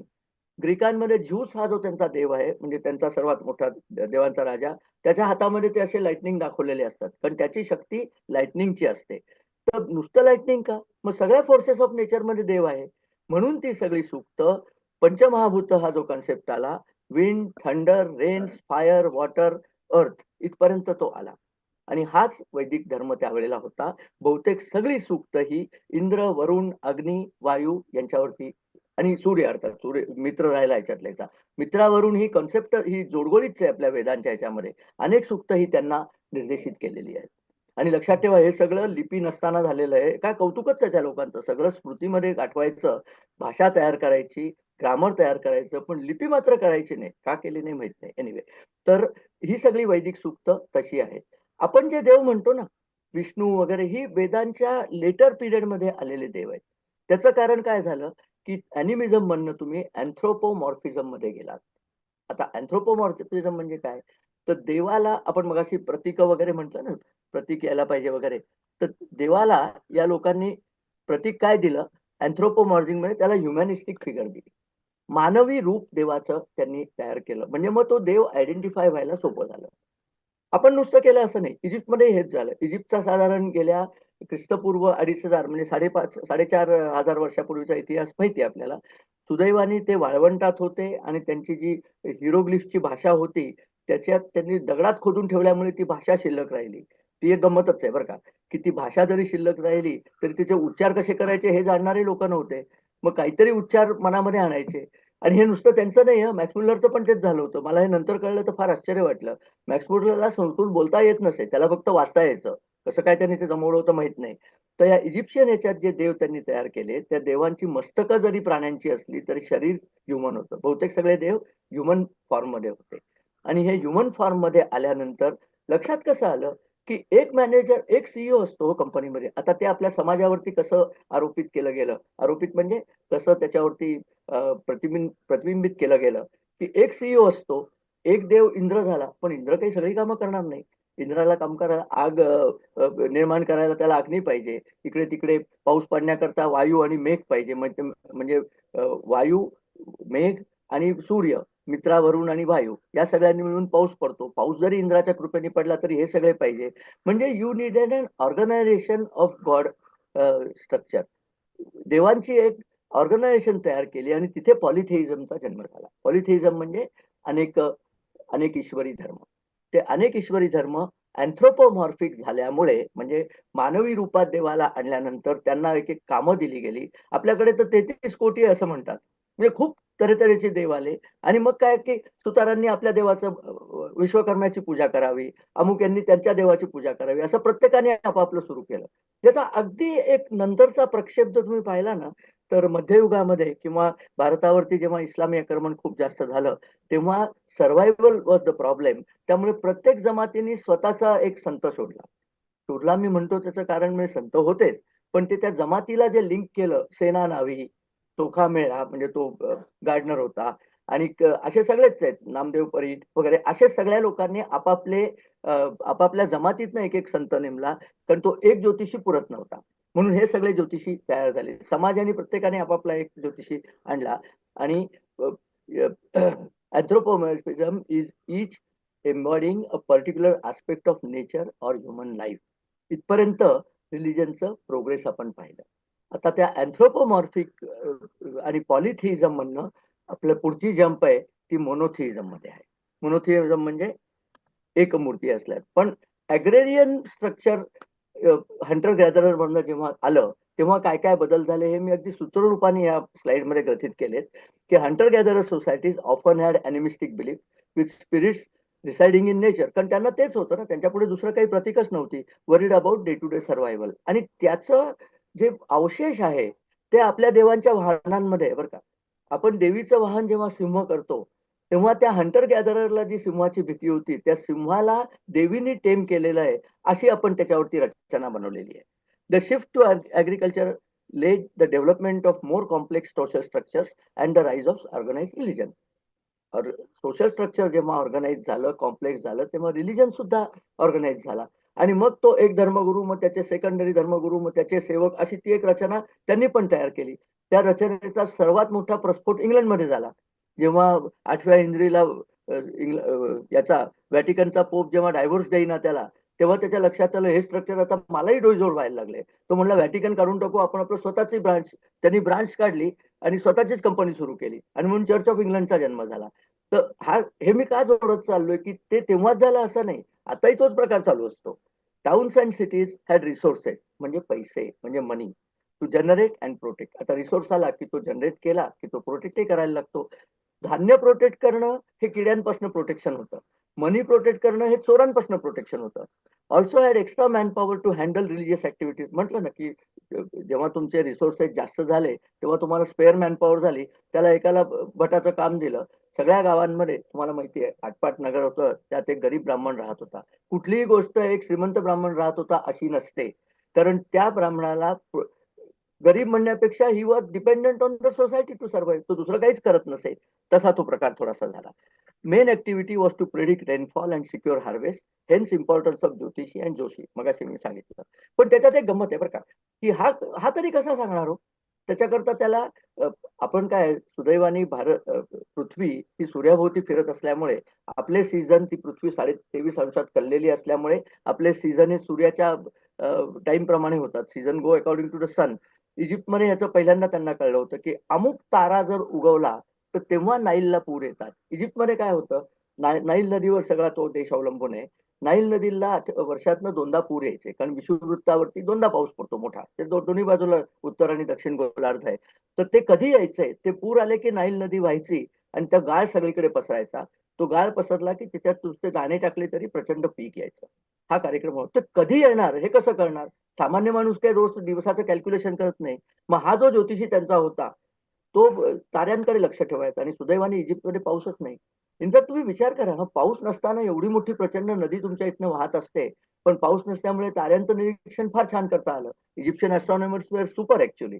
तर त्यांनी समाजाला सांगायला सुरुवात केली की या दिवशी तू पेरणी कर, या दिवशी कापणी कर, या दिवशी सगळं घेऊन जा, कारण पुढचा पूर यायचा आहे, ते पुन्हा सगळं वाईप आउट होईल. याची एक तुम्हाला गंमत सांगायची आहे. इजिप्तने आस्वान नावाचं एक प्रचंड मोठं धरण बांधलं. नासर जेव्हा त्याचा राष्ट्रपती होता तेव्हा ते धरण बांधलं. आस्वान धरण बांधलं इजिप्तचं. सुजलाम सुफलाम होईल, जेव्हा तेव्हा खूप झालं. मी स्वतः इजिप्तला गेलोय, विमानातनं त्या आस्वानचा जलाशय प्रचंड मोठा दिसतो. पण आस्वान बांधल्यानंतर गाळ येणं थांबलं. धरणामध्ये गाळ अडून राहिला. आता इजिप्तच्या जे भूमी आहे त्याची प्रॉडक्टिव्हिटीच गेलेली आहे. त्यामुळे एका काळी जो इजिप्त गव्हाचा एक्सपोर्टर होता. रोमन साम्राज्याचा सगळा गहू हा इजिप्तवरनं जायचा, म्हणून इजिप्तवर कंट्रोल आवश्यक होता. तो आता इम्पोर्टर झालाय. आपण त्यांना परवा गहू पाठवला. तर तुम्ही जुन्यांचं विस्डम सुद्धा नाकारलं आणि जाऊन एक धरण बांधलं. रशियाने पैसे दिले, नासरने धरण बांधलं. त्याच्या नावांचं ते धरण आहे, लेक नासर नावाचं. त्याचं कुठेही त्याचं नाव नाही बरं का सगळ्या देशामध्ये. लेक नासर हे एकच त्याचं प्रतीक त्यांनी ठेवलेलं आहे. हा थोडासा असाईड झाला. पण हे जे ज्योतिषी लोक होते यांनी प्रेडिक्ट केल्यामुळे समाज तगला, म्हणून या ज्योतिषांवरती समाजाने सुद्धा चांगली हे धरली, म्हणजे ज्योतिषांचा मान केला ज्योतिषांचा. आता तिथनं मोनोथिएस्टिक रिलिजियस जे सुरू झाले ते जुडायझम, ख्रिश्चॅनिटी आणि इस्लाम. तर आता त्याचं आपण पुढे जाऊया. भारतीय सबकॉन्टिनेंटचा फरक काय होता? मध्यपूर्व किंवा फर्टाईल क्रिसेंट नंतर भारतामध्ये सरस्वती, सिंधू या नद्यांमध्ये प्रचंड पाणी होतं आणि अतिशय सुपीक जमीन होती. त्यामुळे तिथे आर्य किंवा सनातन धर्म कल्चर झालं. आता इथे दोन गोष्टी क्लिअर करायच्या. सनातनचा अर्थ आहे इटर्नल, म्हणजे कायम राहणारा, न बदलणारा नाही. लक्षात ठेवा, कायम असणारा. बदल त्याच्यात होतातच. सनातन म्हणजे बदल होणार नाही, हा जो खोटा प्रचार चालतो तो अक्षरशः म्हणजे चुकीचाच प्रचार आहे. ते आपण नंतर कधीतरी बोलू. आर्य म्हणजे नोबल. वेदामध्ये कुठेही आर्याला गोरी माणसं किंवा बाहेरनं आलेली माणसं असं कुठेही म्हटलेलं नाहीये. हे सगळं चुकीचं इंटरप्रिटेशन मॅक्स मुलर नावाच्या विद्वानांनी केलं. दुर्दैवाने त्याला लोकमान्य टिळक सुद्धा भुलले. दुर्दैव अशा करता म्हणतो की आता जेनेटिक यांनी सिद्ध झालेलं आहे की there was never any Aryan migration from outside India. DNA पाहिला तर भारतीयांचा डीएनए सगळीकडे पसरलेला आहे. So the migration was from fertile lands to the non fertile to the further regions. त्यामुळे आपल्या इथनं लोक तिकडे गेलेले आहेत. आपल्या इथे कोणीही बाहेरनं तसं आलेलं नाहीये. इथे काय होतं, मान्सून रेग्युलर होता, नद्यांना पाणी होतं आणि बायोडायव्हर्सिटी होती. हो, भारतामधली जेवढी बायोडायव्हर्सिटी आहे तेवढी आहे कुठे? मी मध्यपूर्वेत म्हणजे पश्चिम आशियात काम केलेलं आहे. नुसते खडक, वाळवंट आणि खजुराची झाडं, काही दुसरं दिसत नाही. इथे पाहिलं तर केवढी डायव्हर्सिटी आहे. तर ही डायव्हर्सिटी असल्यामुळे आपल्या इथल्या राहणाऱ्यांचं आयुष्य तुलनेने सुखाचं होतं. कालिदासाचं मला वाटतं एक वाक्यच आहे की काय काय कुपोदकम वटछाया असं ते एक श्लोक आहे. म्हणजे माणसाला काय पाहिजे भारतातल्या? तर विहिरीचं थंडगार पाणी, एक वटवृक्ष त्याच्या खाली वास टाकून झोपता येईल, एक श्यामा म्हणजे सावळी एक स्त्री पाय दाबायला आणि 2 वेळा जेवण करून घालायला एक कोणी असले की आम्हाला काही नको, स्वर्ग तो इथेच आहे, असा हा भारत होता. पण तसा तो असल्यामुळे तीस टाइम्स वेदाज वेर कॉम्पोज, कारण वेळ खूप होता, मंडळींना वेळ असायचा. त्यामुळे वेद तयार केले, कला बहरल्या, कितीतरी गोष्टी तेव्हा झाल्या. म्हणजे मोहेंजोदारो तुम्ही घेतलं तेव्हा जर वैदिक यज्ञवेदी होत्या तर याचा अर्थ वेद त्याच्या आधी आलेले मी मगाशी सांगितलंच. तर हे सगळं शक्य झालं आणि that created a rich social tapestry with woven with art, culture etcetera taken to heights unseen till then. हे मी का म्हणतोय, त्यावेळेला उरलेल्या सगळ्या जगामध्ये with the exception of Egypt काहीही नव्हतं. अमेरिका अंधारात होती, युरोप अंधारात होते. ते डार्क एजेस स्वतःच म्हणतात, मी सांगायची गरज नाही. आणि इतकी इथे कल्पनेची झेप झालेली आहे. साधारण 12,000 ते 6,000 BC ख्रिस्तापूर्व हे तयार झालं असावा वेद, असं म्हटलं जातं. The temperate climate of this region also was a big help, कारण बर्फ पडत नसे. साधारण 20 ते 22,000 वर्षापूर्वी एक हिमयुग येऊन गेलं. त्यानंतर हा टेम्परेट रिजन झाला, बर्फ नाही, जगायला काही एक्स्ट्रा. तुम्ही आता न्यूजर्सीमध्ये आहात, तुम्हाला हे मी सांगायला नको. तुम्हाला जगण्याकरता किती जास्त एनर्जी लागते या दिवसांमध्ये. आम्ही मोकळ्यावरती झोपलेलो असतो, कारण काही फरकच पडत नाही इथे. असो, Vedas, the earliest holy books ever composed, contain immense information about social conducts, moral codes, rituals, prayers to the elemental gods. हे मात्र महत्वाचं लक्षात ठेवा. तेच सगळं पंचमहाभूत आणि नद्यांची सुद्धा प्रेयर, कारण त्यांना हे कळलं होतं या नद्या आहेत तर आपण आहोत. सरस्वती लुप्त झाल्यानंतर तो सगळा समाज विखरला आणि भारतात इतर ठिकाणी गेला. वेदामध्ये गंगेचं फार वर्णन नाहीये, कारण गंगा त्यांना माहीतच नव्हती in a way. Saraswati was the main river. एक छोटीशी अगदी गोष्ट सांगतो, इथे मी थांबवतो. अफगाणिस्तानमध्ये एक सलमा डॅम आहे. तुम्ही गुगल केलं तर तुम्हाला दिसेल. तर तो सलमा डॅम किंवा त्याला इंडो अफगाण फ्रेंडशिप डॅम आपणच बांधून दिलाय त्यांना. तो ज्या नदीवरती आहे त्या नदीचं नाव आहे हरिरुद. दरी भाषा म्हणजे पश्तो भाषा जी आहे, फारसीला अगदी जवळची आहे. त्या दोन्ही भाषांमध्ये रुद म्हणजे नदी, रिव्हरला रुद म्हणतात. ते हरी काय आहे? हरिरुद ही जी नदी आहे हिला वेदामध्ये, ऋग्वेदामध्ये शरयू म्हटलेलं आहे. ही खरी शरयू नदी आहे. पुढे आपली तिथले सत्ता गेली वगैरे ते सगळं नंतर कधीतरी आपण बोलूत. पण असा हा सगळा समाज होता, त्या नद्यांवरती तो अवलंबून होता आणि म्हणून त्या नद्यांची ते पूजा करायचे. ऋग्वेदामध्ये नदी सूक्त पण आहेत, कारण तो ग्रॅटिट्यूडचा भाग आहे की आम्हाला ज्यांनी दिलं त्यांचा आम्ही उपकृत आहोत. असा हा आपल्या धर्माच्या रचनेबद्दल थोडंसं तुम्हाला सांगायचं होतं.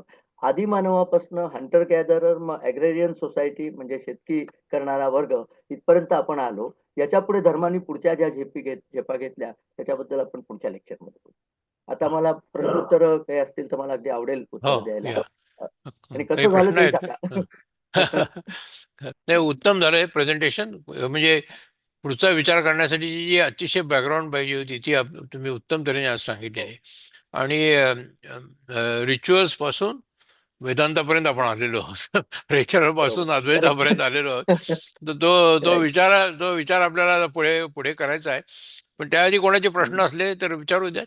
हं. हा हा. माझं कॉमेंट आहे. हा, बोला हा सर. विनोदजी. या. हा, हं. एक म्हणजे हं. हे एक पुस्तक आहे, हं. हा थंडरबोल्ट्स ऑफ द गॉड्स. काय नाव आहे थंडरबोल्ट्स पुस्तकाचं? ऑफ द हा. God. Thunderbolts of the God. हा, बरं. हा थंडरबोल्ट. हा या, हा. हा म्हणजे हे जे तुम्ही विजेचं सांगितलं, विजेचं. लाइटनिंग, हा हा हा आणि दुसरं पुस्तक by the same author is called electric universe. हं. बरं. ओके. हा हा हं. तर याची पाहिलं कन्सेप्ट ते. काय आहे की हम्म.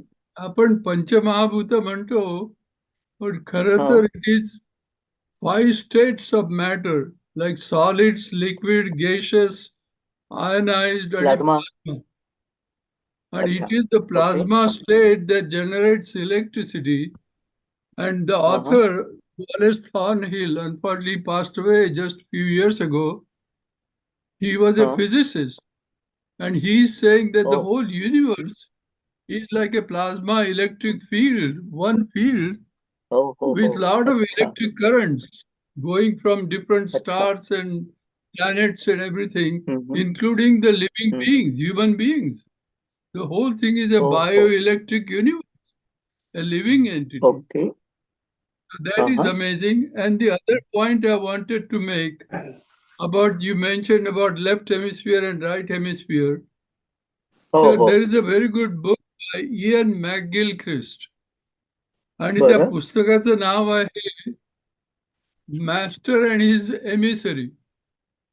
The master बरं. and his मास्टर आणि जेमिसरी. emissary, the हा. right hemisphere is the master and the left अच्छा. hemisphere is the okay. emissary. The left okay. hemisphere सारखी बडबड करतो, पुस्तकं लिहितो, हो. विचार करतो, नॉईज. नॉईज क्रिएट करतो. नॉईज क्रिएट करतो, आणि he हा. dominates the right hand. He grabs everything. He correct. uses correct. sword and weapons and whatnot. बरोबर. So he's the kind of troublemaker, noisemaker, and all that. And we see हा. that in modern life, how much it has created. हो हो. Correct. The words and thoughts and speech and language and AI and all that. हा But हा. nobody, the right hemisphere is in charge of attention. Attention to okay. left and right both, and also हा हा. comprehension. Left okay. hemisphere apprehends. It holds on to हा things. हा. Right right analyse hemisphere करतो. comprehends. It हा हा. understands. It बरोबर. listens. It हम्म. thinks. And it appreciates correct. music, beauty. So You there is know, हो. no mutual control of each other, right there is. hemisphere I mean, controlling. normally they should be balanced with each other. Yeah, yeah. But we are हम्म. lopsided. We are very left hemisphere dominant. Very okay. verbal society. We don't know how to stay still, silent, and quiet. हे मात्र खरं आहे. Meditate. Correct. We don't know that. Yeah. So we need to learn that. We just keep talking and talking and talking, like, so बरोबर. we get lost in our own minds. हम्म. So So that's how right and left hemisphere contributed or instrumental to religion or it's dharma? very important. We need to synchronize both. Yeah. We need to appreciate both faculties, Mm. and they should work together in synchrony, in harmony, in synergy.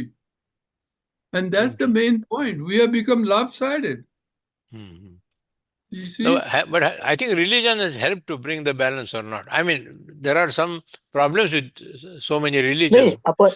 आपण पुढे जेव्हा योगावरती बोलू हो, तेव्हा त्याच्यात याच्याकरता त्यांनी दिलेले आहेत म्हणजे दिलेलं आहे विचाराचा म्हणजे, प्रवाह of course. थांबवा हा. योगच सांगतात. चित्तवृत्ती निरोधः. योगच हा, चित्तवृत्ती त्याचा अर्थ निरोधा. काय, लेफ्टचा जो कोलाहल आहे तो थांबवा. थांबवा, म्हणजे बरोबर. मग right brain will take Exactly. Over and will give some wisdom, ज्याला आपण म्हणू.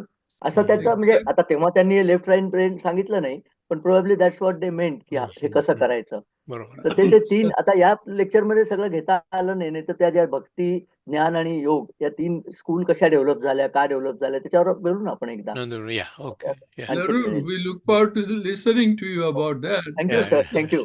दिस is very good. Doctor Deshmukh हे न्यूरोलॉजिस्ट आहेत बरं का. ही वॉज डीन ऑफ हो न्यूरोलॉजी हो of you are the at the right. Florida, आणि he has written number of articles on yoga Fantastic, and sir. spirituality and all that, and also a book published, 2 books published. So we Oh, are oh, oh, we are great. fortunate to have him here in the audience today. Thank you. Definitely, sir. Yeah. I'm Thank you. planning to नंतर give केव्हा तरी 18 lectures now in the temple, looking at Upanishads in the light of neuroscience. अच्छा, हा oh, that's हा हा, वा interesting. वा, फारच महत्वाचं आहे. 18 त्या उपनिषद पुस्तकांची कव्हर करणार आहे. पुस्तकांची नावं नंतर मग याच्यावरती व्हॉट्सअपवरती पाठवतो, जर तुम्हाला टाकली पाठवतो आपण त्यांचं. तर हो, त्यांचं आपल्याला काही. पाठवतो, जरूर या, या, पाठवतो. या, या. Correct. कुलकर्णी साहेब, काही तुम्हाला सांगायचंय प्रभाकरजी? हा, ते ज्योतिषांचा उल्लेख त्यांनी जो केला, तर पाषाण युगात हा. ज्योतिष वगैरे नव्हते. हम्म. तर हा. पाषाण युग जे आहे आता त्याचे 3 भाग केलेले, नवपाषाण युग वगैरे. हो, त्यावेळा निओलिथिक आणि हा तर त्यावेळा आता टोळी प्रकार होता हे बरोबर आहे, पण तिथे ज्योतिषाचा प्रश्न नाही. ज्योतिष हे वेदांचे अंग आहे. वेदांचं नाही एक नाही 6 अंग, एक 6 अंगां छोटासा 6 मी हे अंग. करतो. हा, आपल्याकडे काय प्रॉब्लेम झाला, आणि तो भारतीय लोकांना ज्योतिषचा अर्थ भविष्य सांगणं एवढंच माहितीये. ज्योतिष हा नाही शब्द नाही नाही तुम्ही नाही अगदी नाही, मी योग्य तर म्हणलात. सांगतो ना, मी वेदांग सांगतो ना. ज्योतिष जे आहे ते हो. ऍस्ट्रॉनॉमीच आहे. हे हो. ग्रीकांकडनं फलज्योतिष आपल्याकडे आलं, ज्याला फलज्योतिष बरोबर. आपण म्हणतो. तर ते ग्रीकांकडनं आलं, तोपर्यंत ज्योतिष. पण ही जी भविष्य सांगणारी लोक होती, याचा अर्थ ते ज्योतिष म्हणजे ऍस्ट्रॉनॉमीचा अभ्यास करून, मी जसं इजिप्त सांगितलं ना, अमुक ताऱ्याच्या उदयाला पाऊस पडतो, तो अभ्यास त्यांनी केला, म्हणून नाही, त्यांना तो ज्योतिषी म्हटलं त्यावेळेला. बरोबर आहे. आताचे ज्योतिषी वेगळे हो. नाही, ते ज्योतिषाचा अर्थ मी घेतच नाही. वेदांच्या ज्योतिष जो अंग आहे ते हा हा जेव्हा मुहूर्त सांगण्याची वेळ आली किंवा मुहूर्त पाहण्याची वेळ आली, तेव्हा ज्योतींचा म्हणजे आकाशात ज्योतींचा अभ्यास बरोबर. करून त्यांनी ते Correct. मुहूर्त सांगितली. हो ज्योतिष ही कन्सेप्ट आपला जे व्यावहारिक ज्योतिष म्हणतो ते नंतरची कन्सेप्ट आहे, परंतु हो. आदी मानवाच्या काळामध्ये ज्योतिष असणं शक्य नाही किंवा नाही ना, तेवढं त्यांचा ब्रेन डेव्हलप पण झालेला नव्हता. ते काय करायचे म्हणून मी मगाशी जे सांगितलं की यांनी टोपी घातली त्या दिवशी त्याची शिकार, नाही, ते म्हणजे ही टोपी लग्न. घालणं जे आहे, असा टोपी घालणं प्रकार जे आला. आहे, त्याच्यामध्ये ते संरक्षण पण आहे. टोपी घालणं संरक्षण पण आहे. नाही, टोपी हे एक प्रतीक मी सांगितलं. त्यांनी कदाचित एक कवटी गळ्यात लटकवली असेल. कावळा बसला आणि फांदी मोडली हा तो प्रकार असायचा, पण त्याला एक बरोबर आहे. रूढीचा जसं गावस्करचा काळा रुमाल तसं म्हणून मी मुद्दाम ते सांगितलं की ती रूढी नाही, काय म्हणतात. ते प्रतीक बरोबर आहे, परंतु डोक्यावरचे जे आपण आता अलीकडे युद्धामधले जे अस्त्र पाहतो, ती नंतरची हो. डेव्हलप झालेली आहे. पण आधी हो. संरक्षण हा भाग असू शकतो, आणि बरोबर. संरक्षणामुळे ते डोक्यावर वस्त्र घातलं काही म्हणून तो असेल वाचला असेल तिथे. बरोबर असणे आहे. शक्यता ती आहे.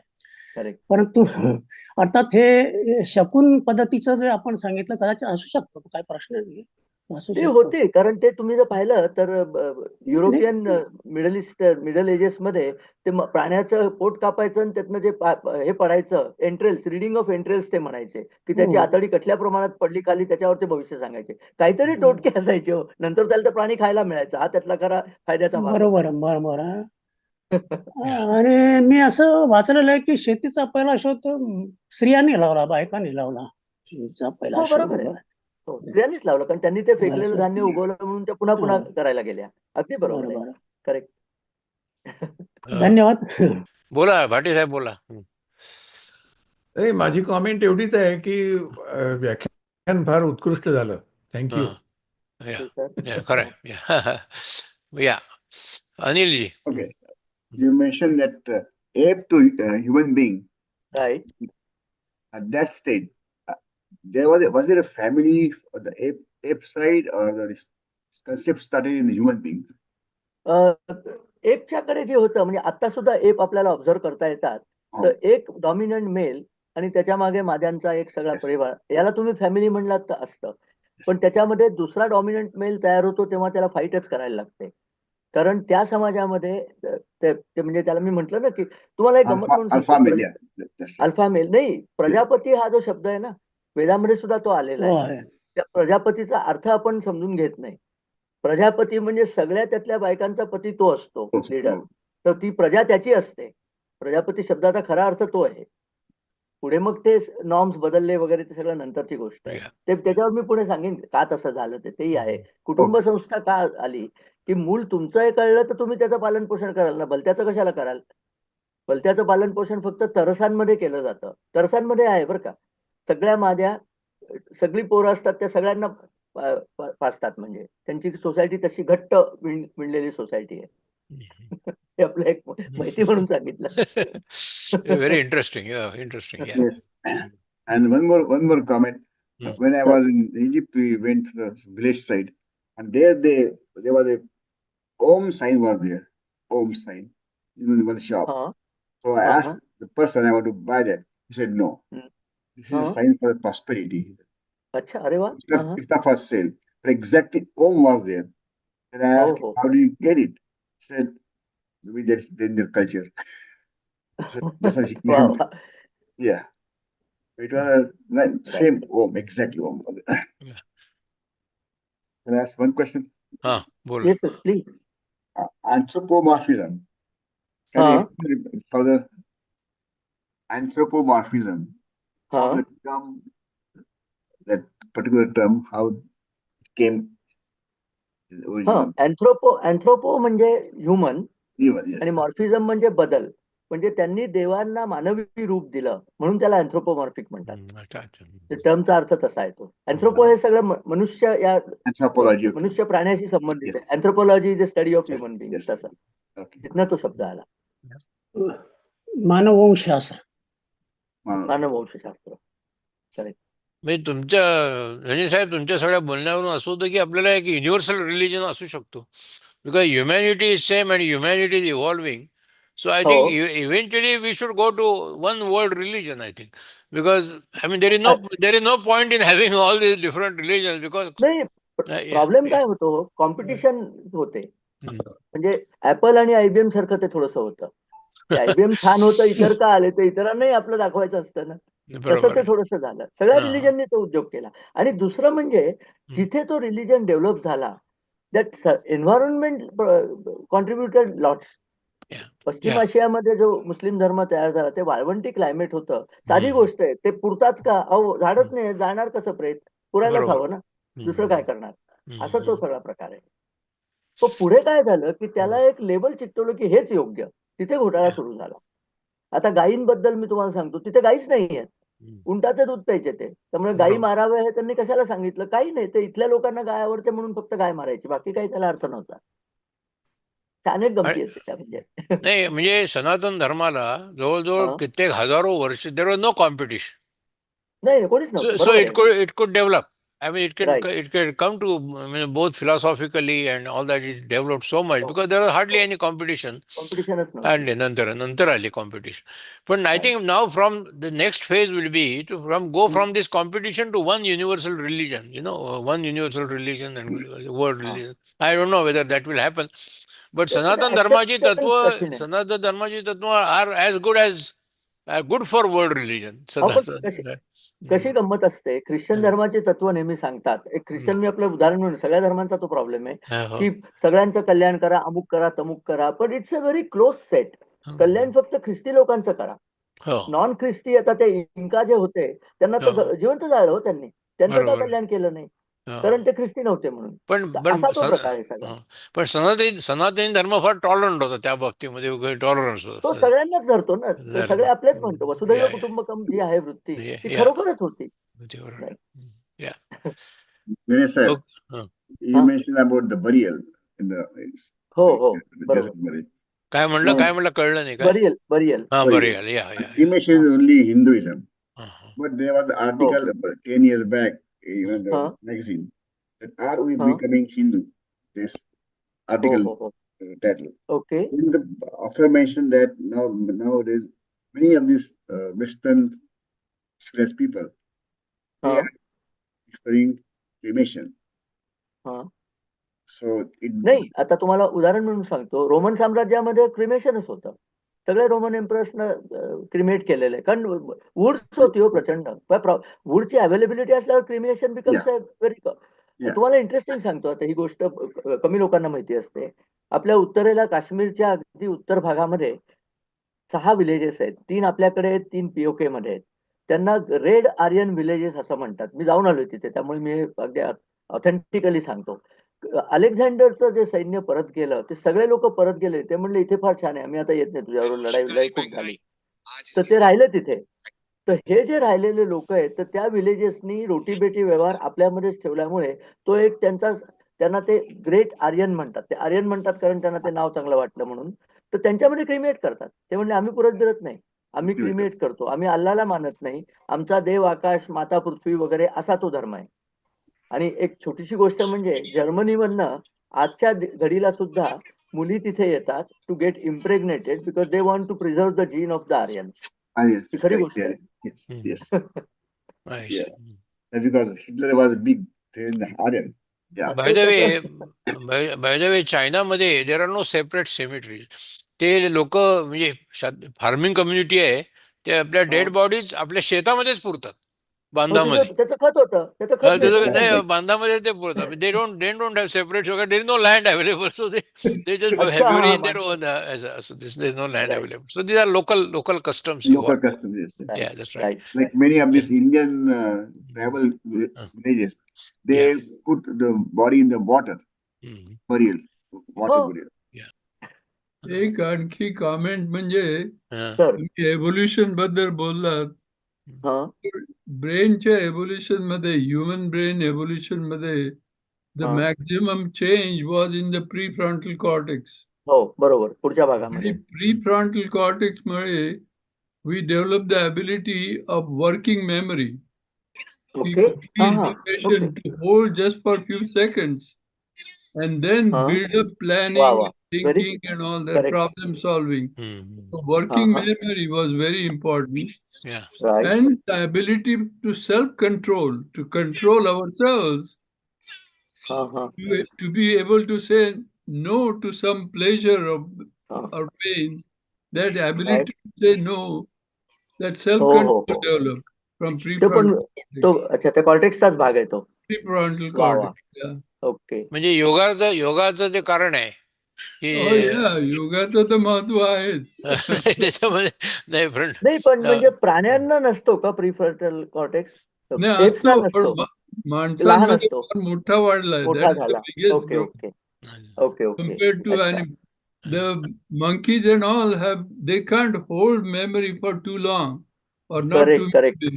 Got it. While human beings can easily remember 7 plus or minus 2 bits of information for 20 minutes or more. So he just short-term memory, working memory jala म्हणतात. That is a great gift. Because you can hold information and work on a problem and solve it or plan your action. So that was a big. मी एक पुस्तक वाचलं होतं, the well dressed app म्हणून, म्हणजे मानव आणि app मधल्या फरकाचं. तर त्याच्यात त्या बाईंनी लिहिलं होतं, तिथे मला ते कळलं की हे जे कुक फूड मिळालं ना, त्याच्यातनं जो इन्ग्रेडियंट मिळाला, that helped in developing this cortex. कारण रॉ फूड मध्ये तेवढं मिळत नसे. आणि फक्त मानवच कुक फूड खाल्लं ना, एप्सना कुक फूड खाल्लं नाही त्यांनी. म्हणजे you need ingredients to build a computer ना. चिप तयार करायला तुम्हाला काहीतरी द्यायला लागेल ना त्याला. So that changed the course of history. असं तिचं प्रतिपादन तसं आहे. फार मी डिटेलमध्ये गेलो नाही. इंटरेस्टिंग. And दूसरा big difference between right and left hemisphere. Left hemisphere can read, write, calculate, and theoretical गोष्टी. Theoretical, verbal.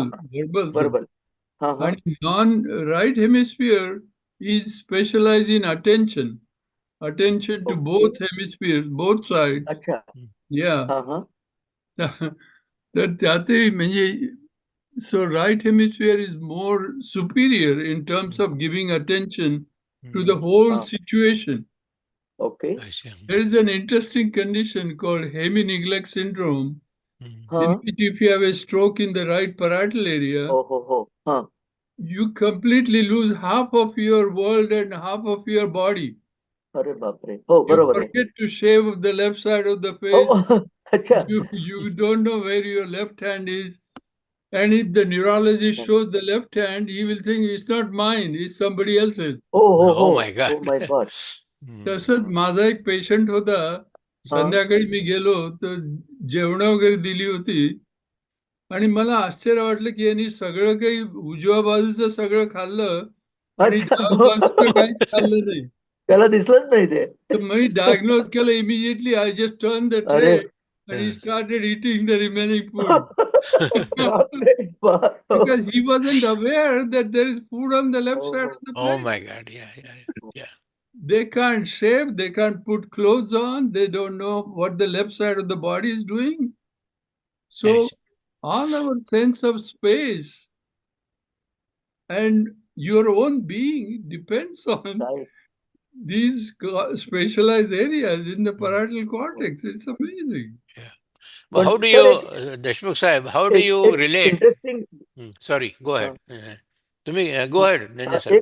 एक इंटरेस्टिंग विचार आला सर की बरेचसे हं. लोक ज्यांना अतिंद्रिय अनुभव येतात, Oh. is it possible that some section of their brain is able to perceive those things which others can't? आपल्याला ते माहीतच नाहीये. Yeah, असं that काही is शक्य आहे true. का? Again, ability to attend and concentrate and हा. to widen your focus. आपल्याकडे अष्टावधानी म्हणतात. अष्टावधानी. एक्झॅक्टली. Yeah. हा. They can pay attention to 8 different things at the same time. So there is a ability of paying attention to the whole field. I call it the बरोबर. holistic attention, the holo attention, बरोबर. not hemi attention. अर्ध असं But- एकीकडे नाही. Is that what mindfulness is about? Yeah, mindfulness, yoga, present-mindedness, I call it presence, all Present that. mindedness. Wow. Yeah. Okay. It's Now, amazing. I mean, we have a long tradition and we have a lot of skills that we can develop and Correct. evolve. I have a question, Dr. Yeah. Thank you. No, You mentioned one that- नहीं. Yeah, बोला. In the front of the head, you got the working memory. What about the long-term memory? Yeah, long-term memory, other major area that is important for memory is hippocampus. Hippocampus is part of the temporal lobe. And that is very important to remember what's happening now. And if the hippocampus is removed, this person has no memory of the previous day or the previous context. Oh, okay. He keeps asking the doctor, who are you? Even though it has been introduced 10 times. Because he forgets. He can't keep track of it. By the way, Hippocampus is very important. Deshmukh Sahib, you talked about human brain, development of human brain. Yeah. How do you relate it to the development of this Advaita concept, philosophical concept? So, I'm just, this is a kind of layman's question. I mean, because we talk about human brain development so much, and you have this very important philosophical, spiritual philosophies coming up. How do you relate this development together? Okay. तर त्यात काय आहे की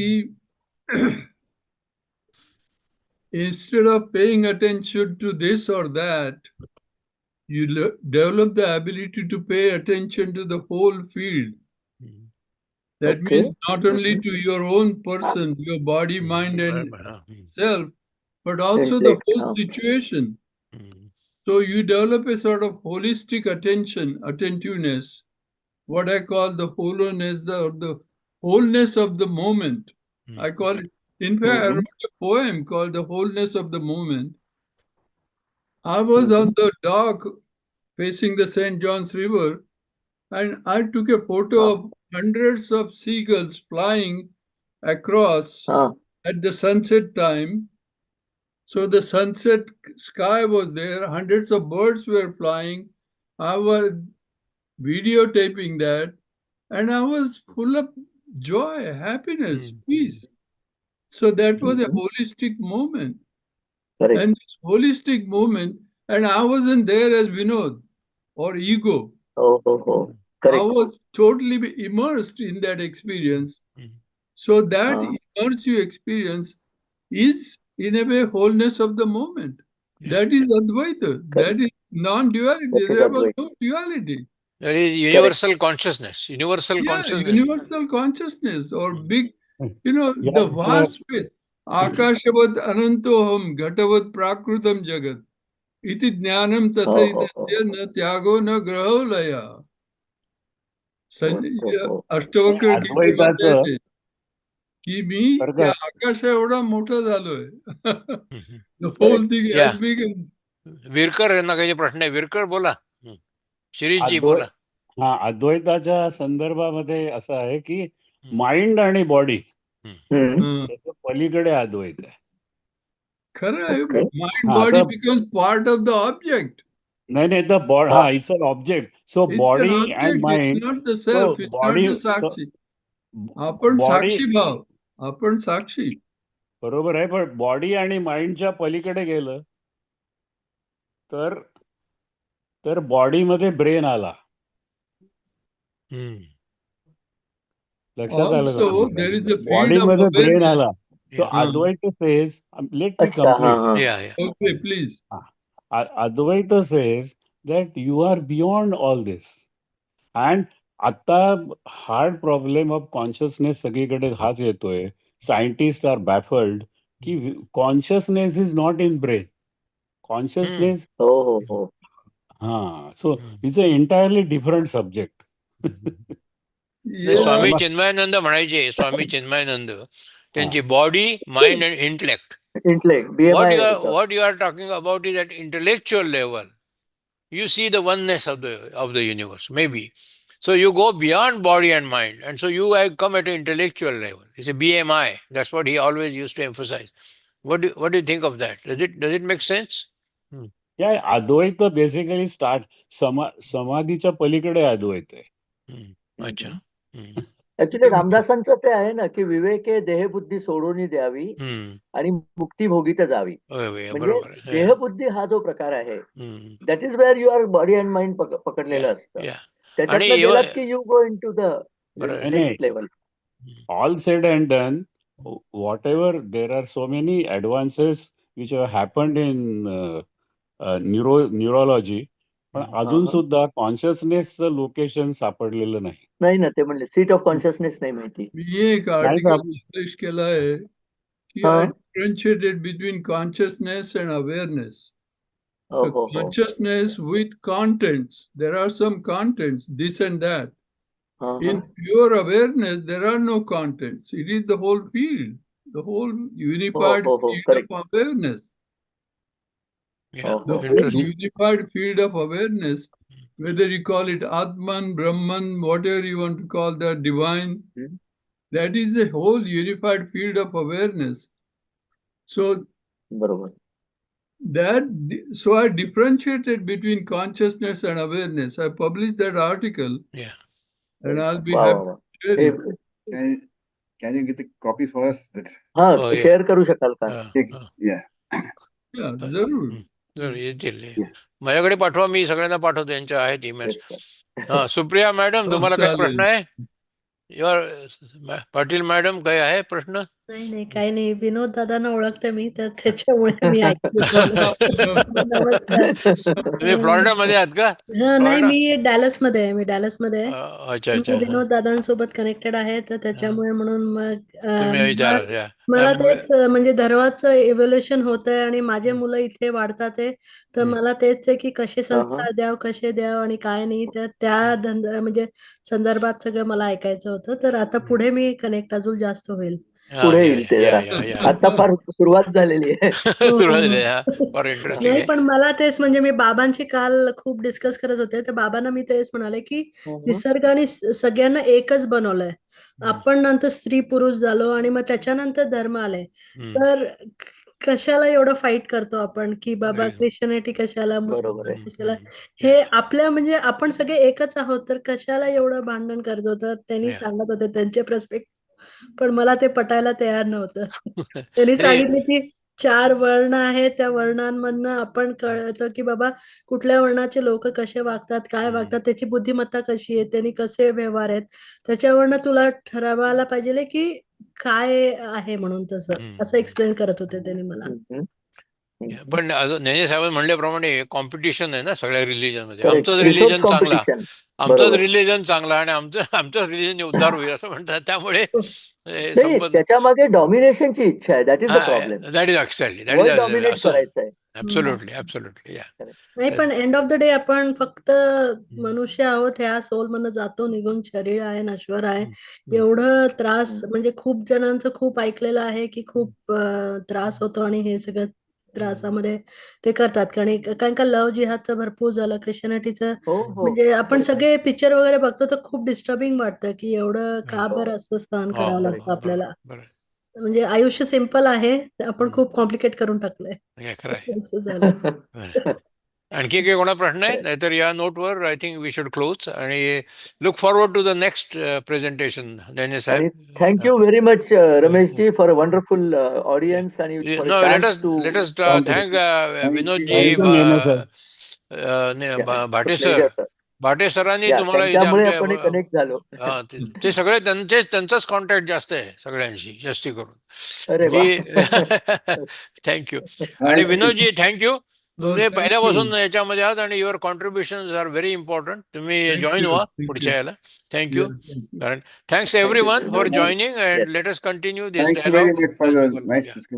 thank you Have a nice evening. Anilji, thank you. Bye bye. Next time.